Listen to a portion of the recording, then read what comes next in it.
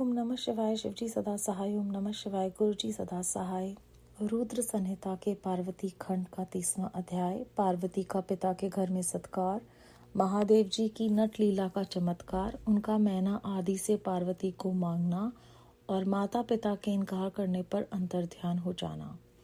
ब्रह्मा जी कहते हैं, नारद, भगवान शिव के अपने स्थान को चले जाने पर सखियों सहित पार्वती भी अपने रूप को सफल करके महादेव जी का नाम लेती हुई पिताजी के घर चली गई। पार्वती का आगमन सुनकर मैना और हिमाचल दिव्य रथ पर आरूढ़ हो हर्ष से विहल होकर उनकी अगवानी के लिए चले। पुरोहित, पुरवासी, अनेकानेक सखियां तथा अन्य सब संबंधी भी आ पहुंचे। पार्वती के सारे भाई मेनका आदि बड़े हर्ष के साथ जय जयकार करते हुए उन्हें घर ले जाने के लिए गए। इसी बीच में पार्वती अपने नगर के निकट आ गई। नगर में प्रवेश करते समय शिवा देवी ने माता पिता को देखा, जो अत्यंत प्रसन्न और हर्ष से विहलचित होकर दौड़े चले आ रहे थे। उन्हें देखकर हर्ष से भरी हुई काली ने सखियों सहित प्रणाम किया।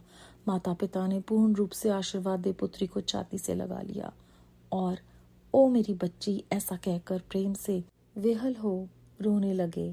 तत्पश्चात अपने घर की दूसरी स्त्रियां तथा भाभियों ने भी बड़ी प्रसन्नता के साथ प्रेम पूर्वक उन्हें भुजाओं में भरकर भेंटा। देवी, तुमने अपने कुल का उद्धार करने वाली उत्तम कार्य को अच्छी तरह सिद्ध किया है।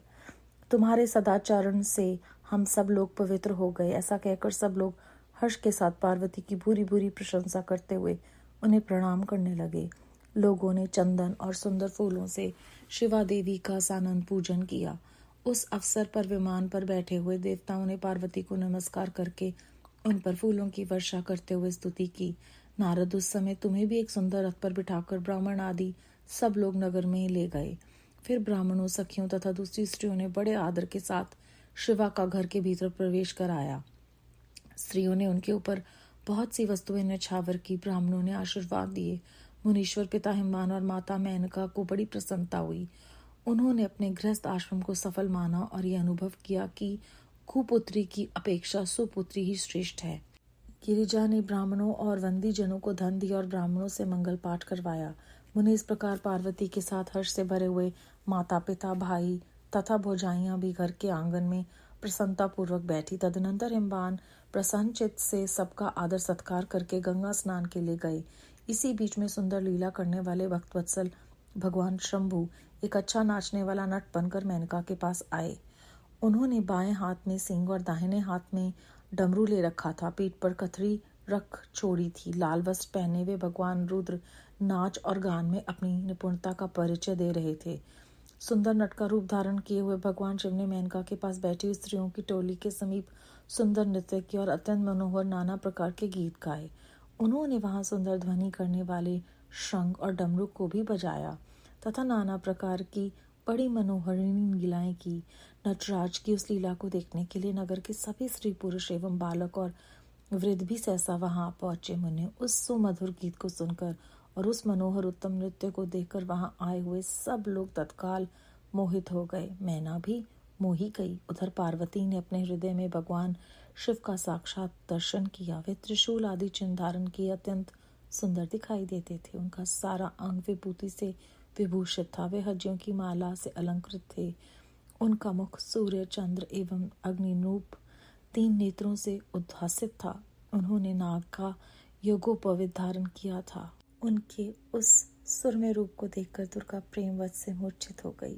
गौरव वर्ण विभूषित दीन बंधु, दया सिंधु और सर्वथा मनोहर महेश्वर पार्वती से कह रहे थे, वर मांगो। अपने हृदय में विराजमान महादेव जी को इस रूप में देखकर पार्वती ने उन्हें प्रणाम किया और मनी मन यह वर मांगा कि आप मेरे पति हो जाइए।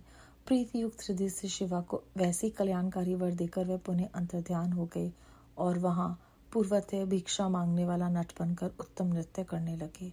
उस समय मैना सोने की थाली में रखे हुए बहुत से सुंदर रत्न ले उन्हें प्रसन्नता पूर्वक देने के लिए गई।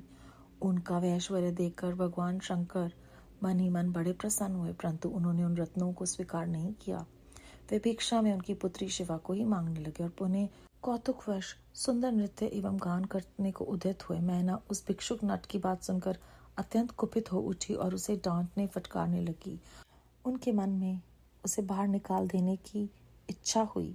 इसी बीच गिरिराज हिमवान गंगा जी से नहाकर लौट आए। उन्होंने अपने सामने उस नराकार भिक्षुक को आंगन में खड़ा देखा। मैना के मुख से सारी बात सुनकर उनको भी बड़ा क्रोध हुआ। उन्होंने अपने सेवकों को आज्ञा दी कि इस नट को बाहर निकाल दो। मुनि श्रेष्ठ व नटराज विशालकाय अग्नि के भांति अपने उत्तम तेज से प्रज्वलित हो रहे थे। उन्हें छूना भी कठिन था, इसलिए कोई भी उन्हें बाहर ना निकाल सका। तात फिर तो नाना प्रकार की लीलाओं में विशारद उन भिक्षु शिरोमणि ने शैलराज को अपना अत्यंत प्रभाव दिखाना आरंभ किया। हिमवान ने देखा भिक्षु ने वहां तत्काल ही भगवान विष्णु का रूप धारण कर लिया। उनके मस्तक पर किरीट, कानों में कुंडल और शरीर पर पीत वस्त्र शोभा पाते थे। उनके 4 भुजाएं हैं।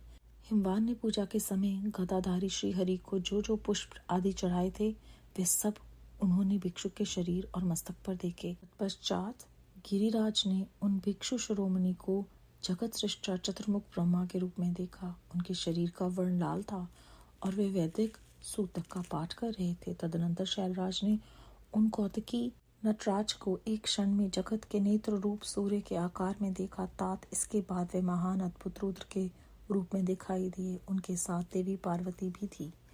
वे उत्तम तेज से संपन्न रमणीय रुद्र धीरे धीरे हंस रहे थे। फिर वे केवल तेजोमय रूप से दृष्टि गोचर हुए। उनका वह रूप निराकार, निरंजन, उपाधि शून्य, निरीह एवं अत्यंत अद्भुत था। इस प्रकार हिमवान ने उनके बहुत से रूप देखे। इससे उन्हें बड़ा विस्मय हुआ और वे तुरंत ही परमानंद में निमग्न हो गए। तदनंतर सुंदर लीला करने वाले उन भिक्षु शिरोमणि ने हिमवान और मैना से दुर्गा को ही भिक्षा के रूप में मांगा, दूसरी कोई वस्तु ग्रहण नहीं की। परंतु शिव की माया से मोहित होने के कारण शैलराज ने उनकी उस प्रार्थना को स्वीकार नहीं किया। फिर भिक्षु ने कोई वस्तु नहीं ली और वे वहां से अंतर्ध्यान हो गए। तब मैना और शैलराज को उत्तम ज्ञान हुआ और वे सोचने लगे, भगवान शिव हमें अपनी माया से छल कर और अपने स्थान को चले गए। यह विचार कर उन दोनों की भगवान शिव में पराभक्ति हुई, जो महान मोक्ष को प्राप्त कराने वाली, दिव्य तथा संपूर्ण आनंद प्रदान करने वाली है। अध्याय 30 समाप्त। इस अध्याय में हमने जाना कि किस तरह से पार्वती जी का आदर सत्कार होता है परिवार द्वारा, माता पिता द्वारा, और उनके आने पर उनकी माता ने दान दिया और ब्राह्मणों से मंगल पाठ करवाया और उन्हें ये एहसास हुआ कि जैसे उनका गृहस्थ आश्रम सफल हो गया, क्योंकि कुपुत्र की अपेक्षा सुपुत्री ही श्रेष्ठ है। कितना गहरा विचार है हम सबके लिए कि जो लोग पुत्र के पीछे ही भागते हैं उनके लिए ये प्रेरणा है कि एक अच्छी संतान होना ही गृहस्थ आश्रम का सफल होना माना जाता है। और किस प्रकार फिर शिवजी महाराज एक नट के रूप में आकर अपनी लीला दिखाकर उनसे पार्वती जी का हाथ मांगते हैं और अपनी ही लीला से वो उनसे ना करवा देते हैं। और जब वो चले जाते हैं तब मैना और गिरिराज के मन में शिवजी में पराभक्ति उत्पन्न होती है। और जब ये भक्ति उन हमारे हृदयों में वो खुद अपनी कृपा से डालते हैं तो वो मोक्ष की प्राप्ति कराने वाली होती है, दिव्य तथा संपूर्ण आनंद देती है। बेअंत शुक्राना है गुरु जी महाराज का, बेअंत शुक्राना। ओम नमः शिवाय। शिवजी सदा सहाय। ओम नमः शिवाय। गुरु जी सदा सहाय।